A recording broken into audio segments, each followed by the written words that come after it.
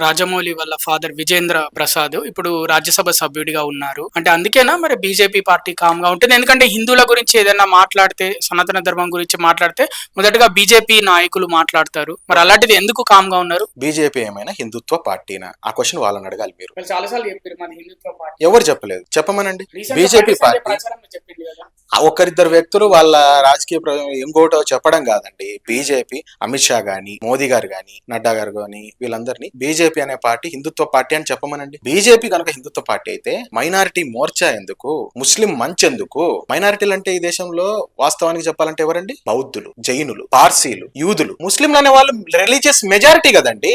వాళ్ళకు నువ్వు minority wing కు అధ్యక్షులుగా ఎలా చేస్తావు? నీది బీజేపీ అనే పార్టీ హిందుత్వ పార్టీ ఎలా అవుతుంది అని ఒక క్వశ్చన్ వేస్తున్నాను. హిందుత్వ అనేది ఒక పార్టీకి పరిమితం కాదు. కానీ మళ్ళీ నేనే చెప్తున్నా, 2014 తర్వాత హిందువుల ఆలోచించే ధోరణి మారింది, బాగుపడుతూ వస్తుంది. అందులో నో డౌట్ బీజేపీ పార్టీ కారణమే, నరేంద్ర మోదీ గారి కారణమే. నేనైతే పార్టీ కన్నా ఎక్కువగా కూడా నరేంద్ర మోదీ గారి వల్లనే ఈ రెవల్యూషన్ స్టార్ట్ అయిందని చెప్తా. ఆయనకి నేను థ్యాంక్స్ చెప్తా. కానీ బీజేపీ పార్టీకి కాదు. అంతకు ముందు కూడా బీజేపీ పార్టీ ఉంది కదా. ఇప్పుడు రామ జన్మభూమి ఉద్యమం జరిగింది, కానీ ఇప్పుడు కృష్ణ జన్మభూమి ఉంది. తర్వాత తేజో మహాలయం తాజ్, దాన్ని ఆలయంగా క్లెయిమ్ చేసుకునేది ఎప్పుడు? మధురలో ఇది జరిగేది ఎప్పుడు? సోమనాథ టెంపుల్ గురించి జరిగేది ఎప్పుడు? మన వేములవాడది ఎప్పుడు జరుగుతుందండి? దండయాత్రదారులు ఇక్కడికి వచ్చింది, ఇస్లాం దండయాత్ర చేసి వచ్చింది ఈ దేశంలోకి. వాళ్ళ అన్ని చిహ్నాలన్నీ తొలగించాలి కదా. ఇవన్నీ ఎప్పుడు జరుగుతాయి? ఇవన్నీ మీరు బీజేపీ వాళ్ళని అడగండి.